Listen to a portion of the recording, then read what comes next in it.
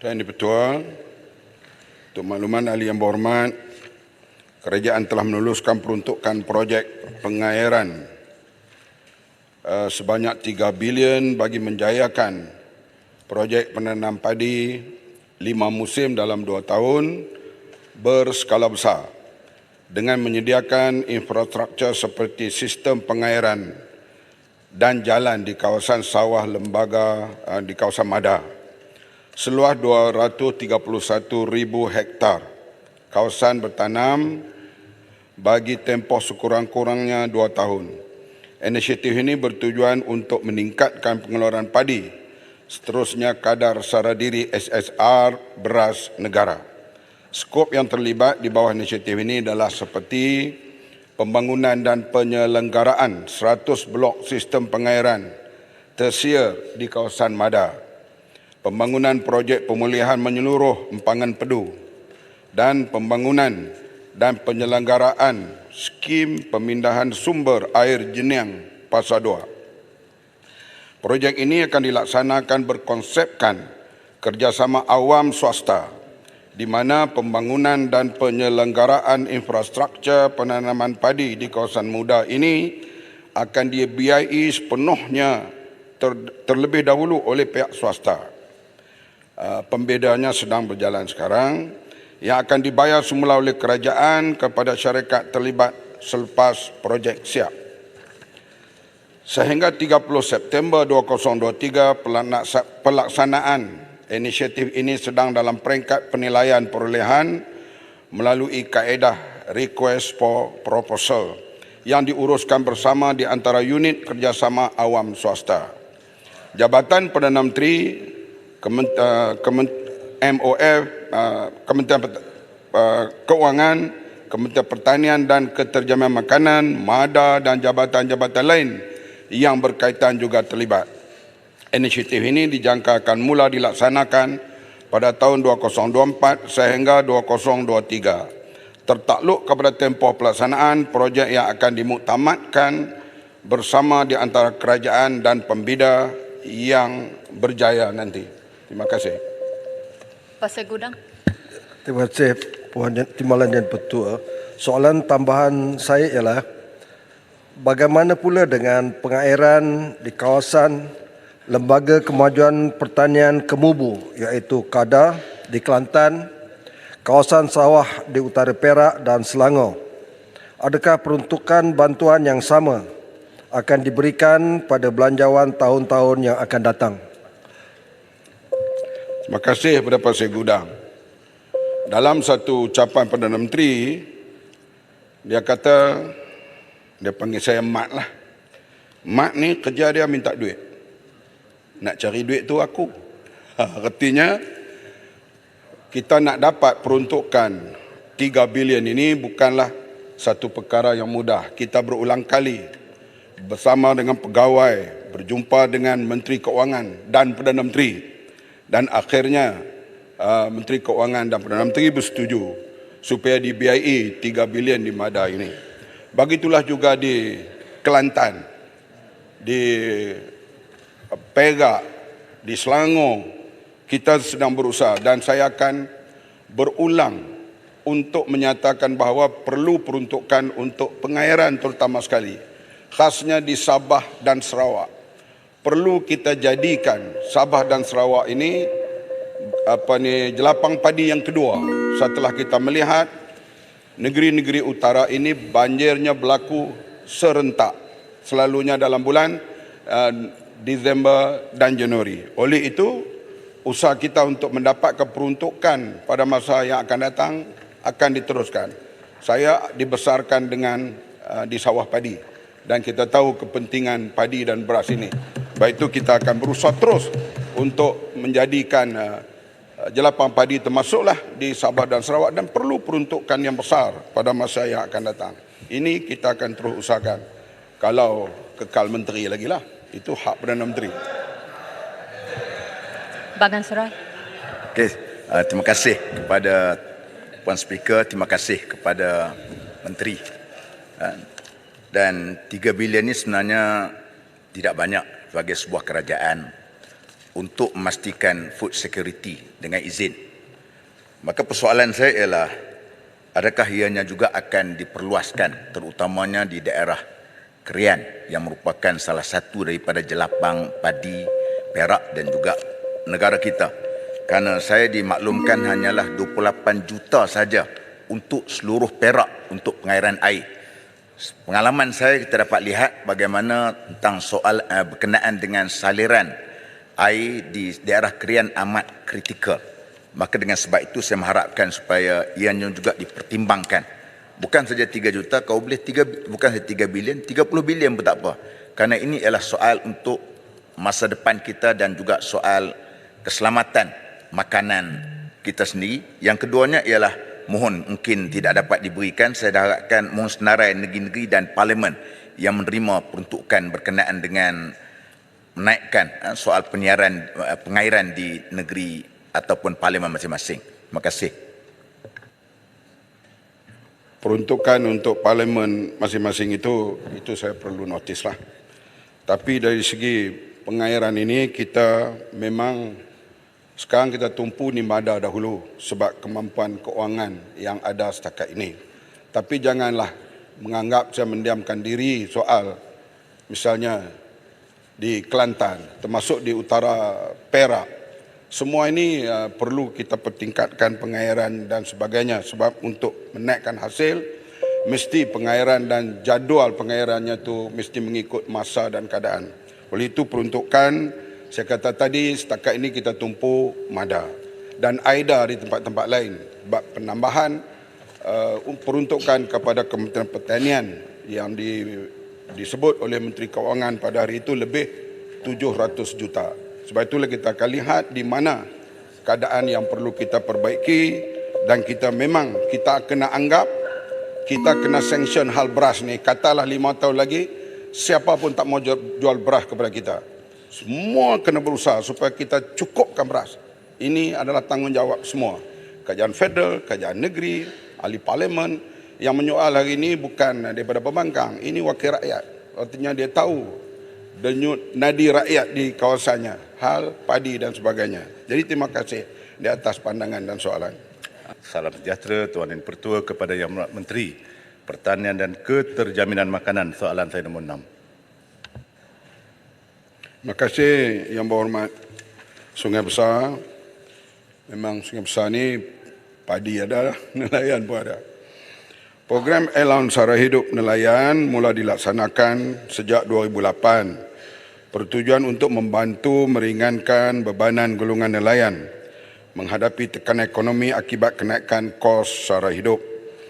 Para nelayan menerima allowance sara hidup nelayan pada kadar RM300 sebulan. Bagi nelayan laut dan darat, nelayan darat RM250 sebulan.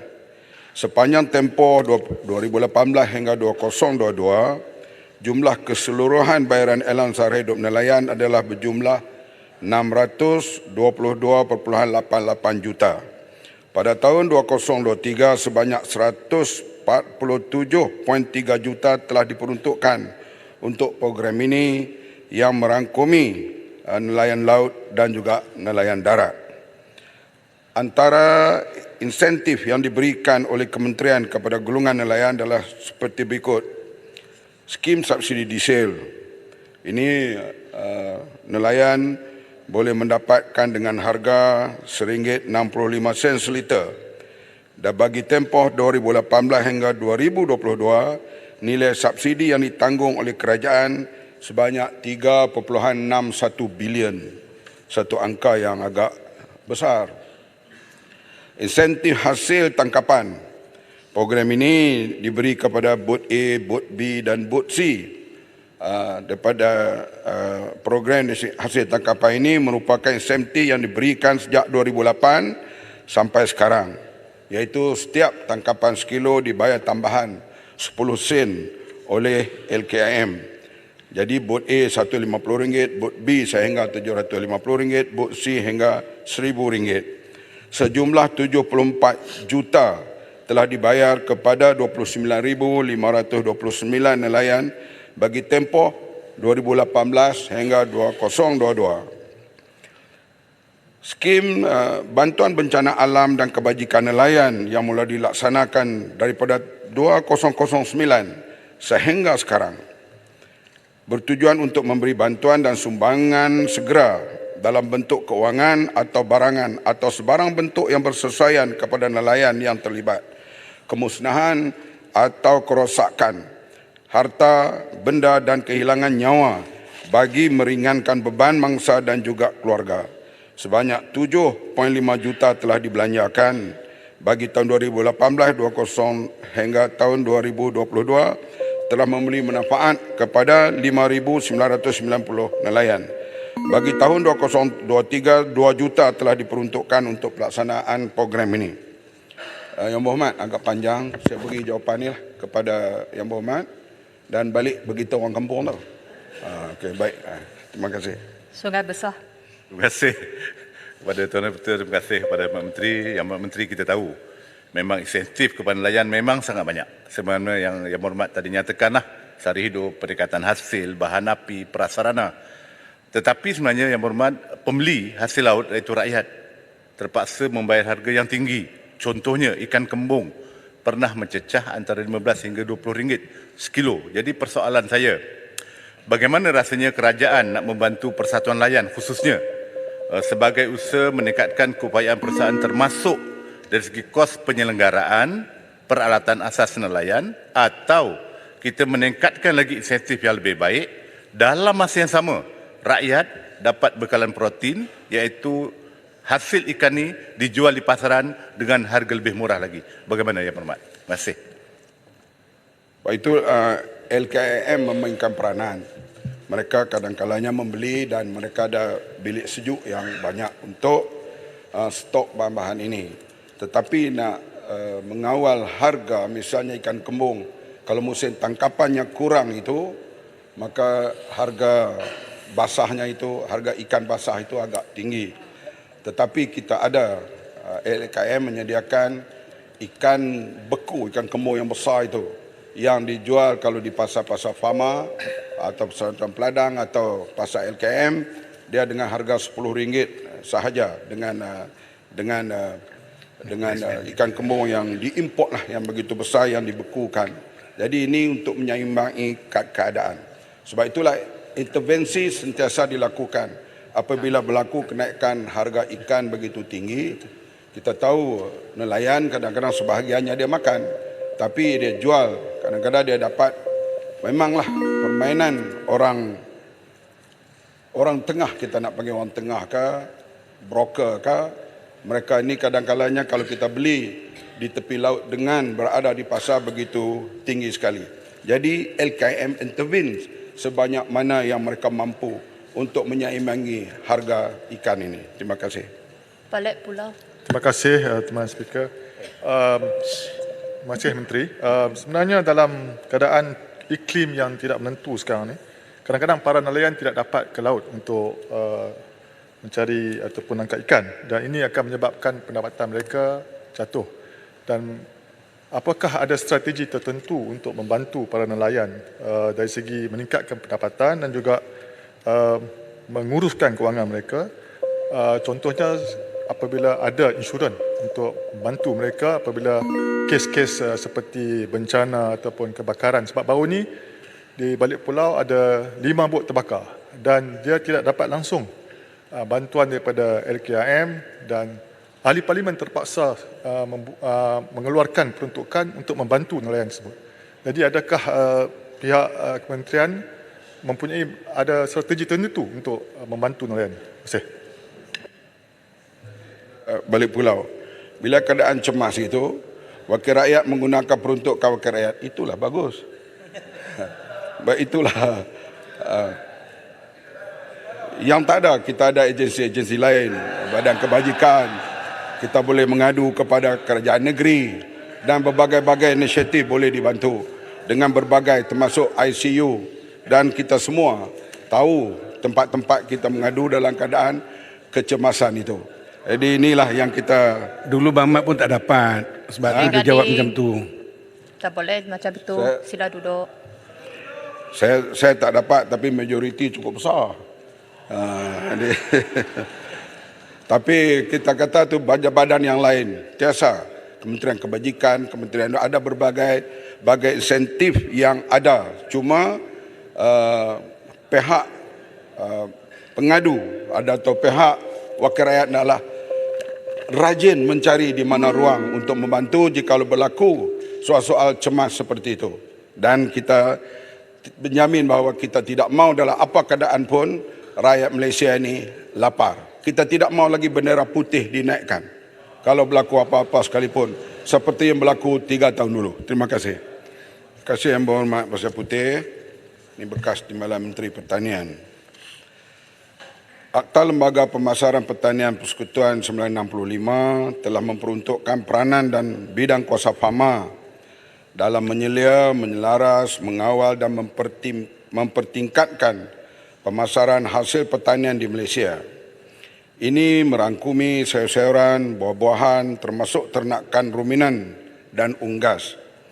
Peranan dan fungsi PAMA terus diperkasa melalui pelaksanaan pelbagai strategi. Yang paling utama, pembangunan outlet peruncitan. PAMA telah membangunkan outlet peruncitan di seluruh negara bertujuan untuk meningkatkan kecekapan aktiviti pengedaran produk agromakanan terus kepada pengguna. Menerusi outlet ini, pengguna mudah untuk mendapatkan akses kepada bekalan makanan pada harga yang berpatutan.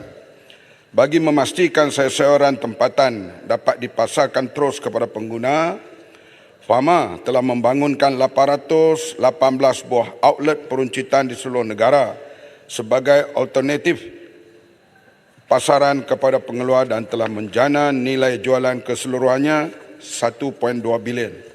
Saya ucap terima kasih PAMA ni, outletnya yang paling tinggi jualannya di Kelantan. Lebih daripada 1 juta satu hari. Dalam pengenalan PAMA ini, Pasar Kelantan ni saya dah pergi 2 kali kerana saya tertarik dengan jualan yang begitu tinggi dan sokongan masyarakat dan harganya yang agak berpatutan bagi pendapatan rakyat Kelantan. Maka harga yang dijual di situ memang mereka mampu. Pembangunan infrastruktur pemasaran. Sehingga kini FAMA mempunyai 40 pusat operasi di seluruh negara yang giat menjalankan aktiviti secara terus dari ladang untuk diedar ke pasaran kepada pengguna. Sehingga 30 September 2023, FAMA melalui pusat operasi telah membuat belian sebanyak 4,553 tan metrik bernilai 10 juta dan telah mencatatkan nilai jualan 9.2 juta. Pasar FAMA ni kubang keren. Pada masa yang sama, FAMA turut menyediakan fasiliti seperti sewaan bilik sejuk dan logistik bagi menyimpan produk segar pertanian dan seterusnya memudahkan aktiviti pengedaran dan pemasaran dijalankan di pusat operasi tersebut. FAMA turut membangunkan usahawan pemasar bertujuan untuk meningkatkan jaringan pengedaran dan daya saing yang sihat dan dalam pasaran. Untuk itu, FAMA telah melaksanakan program rakan pemasar kontrak, iaitu program kerjasama strategik antara usahawan pemasar bimbingan FAMA dengan peserta ladang kontrak. Sehingga 30 September 2023, FAMA telah membangunkan seramai 45 usahawan pemasar yang mendapat bekalan daripada 450 orang pengeluar dengan kuantiti jualan sebanyak 556 tan metrik yang bernilai 1.9 juta. Jadi inilah peranan FAMA yang utama. Terima kasih. Soalan tambahan Yang Berhormat. Terima kasih Datuk Seri Anti Petua dan Datuk Seri Menteri. Pertamanya saya rakamkan jutaan terima kasih khusus kepada FAMA yang telah menyediakan kemudahan kepada rakyat di dalam negara kita. Cuma di sini saya ada sedikit kemusykilan berkenaan dengan food security yang ada dalam negara kita. Kadang-kadang kita bercakap dia tidak cukup. Soalan saya, adakah pihak kerajaan bersedia untuk mewujudkan sebuah syarikat yang khusus?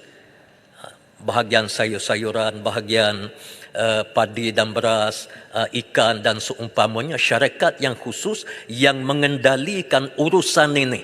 Sekarang ini Pharma LPP dia menyeliakan saja yang dibuat oleh petani. Tapi kita nak sebagaimana setengah daripada negara pengeluar food security ini, mereka ada syarikat milik negara yang mengusahakan ladang dan seumpamanya sebagaimana yang kita wujudkan Smart SBB yang ada kerjasama dengan Petronas dan seumpamanya. Adakah kerajaan bersedia membesarkan agenda ini? Sekian, terima kasih. Terima kasih atas pandangan Yang Berhormat dan bekas Timbalan Menteri Pertanian. Memang sekarang ni Pharma lebih bersifat intervensi dan juga cuba menyelamatkan sayur-sayur apabila dia berlaku terlalu murah. Ya, ada kontrak kami dengan Pharma, maka kita beli dengan harga lantai. Ataupun Pharma nak menjadikan hal sayuran, hal makanan ini seperti bernas, menjaga ikan, LKAM dan juga yang lain-lain itu satu pandangan dan kita mengambil perhatian untuk bincang hal ini. Sebab food security ini sudah menjadi satu agenda di seluruh dunia. Dan sebarang pandangan untuk kita menjaga soal keterjaminan makanan ini memang satu perkara yang cukup menjadi keutamaan. Macamnya sekarang, apa akibat perang yang berlaku di Palestin kalau berlanjutan? Bagaimana dengan harga minyak dan sebagainya? Bagaimana dengan supply chain? Oleh itu kita kena bincang secara serius dan kita ada berbagai jawatan kuasa sekarang termasuk di peringkat kementerian untuk melihat perlu kepada paradigm shift, perubahan ke arah yang lebih baik untuk menjaga food security ini. Terima kasih atas pandangan Pasir Putih. Yang Berhormat Kuala Pilah. Terima kasih Timbalan Speaker. Soalan tambahan saya. Apakah usaha kementerian untuk mengatasi isu ketidakseimbangan bekalan sayur tempatan di seluruh negara yang menyebabkan harga sayur-sayuran ini tidak stabil, dan apakah usaha kementerian untuk memastikan tidak berlakunya isu lambakan sayur? Terima kasih. Isu lambakan sayur ini berlaku dari masa ke semasa. Misalnya kalau harga cili, misalnya harga mentimun berada dalam begitu tinggi, maka ramai yang terlibat menanam timun. Maka hasil diperolehinya satu waktu, satu masa, maka dia menjadi terlalu murah. Dan di sinilah kita lihat Pharma memainkan peranan, membeli dengan harga lantai. Harga lantai yang ditetapkan, misalnya timun, misalnya RM7 sekilo, maka dibeli dengan harga lantai itu. Nak menentukan supaya ianya stabil sepanjang masa, memang ianya agak bermasalah kerana keadaan cuaca yang berlainan. Kadang-kalanya, misalnya berlaku, kalau kita kata cili misalnya, tak pernah berlaku harganya di bawah harga lantai. Sebab cili ini kita tahu sekarang ini, nak tanam di Malaysia, petani merungut ianya memerlukan baja dan sebagainya yang lebih tinggi dan lebih murah kalau import daripada Thailand dan Vietnam. Walau bagaimanapun kita janganlah jadi seperti beras, iaitu kita import maka ianya murah, maka kita sentiasa import. Cili misalnya kita mesti cari jalan supaya ia ditanam dan cukup di Malaysia ini. Sekarang kalau kita pergi ke negeri sebelah utara, termasuklah Kedah, Kelantan, Perlis, cilinya sudah tentulah yang paling dekat daripada Thailand, kerana ianya lebih murah. Tapi kita tak boleh bergantung selama-lamanya sebegitu rupa. Oleh itu pandangan ahli parlimen tadi amat baik untuk kita fikir bersama, mengusahakan bersama, bukan fikir saja, supaya barang-barang makanan yang boleh diusahakan di tanah air kita dapat disediakan oleh para petani kita. Terima kasih.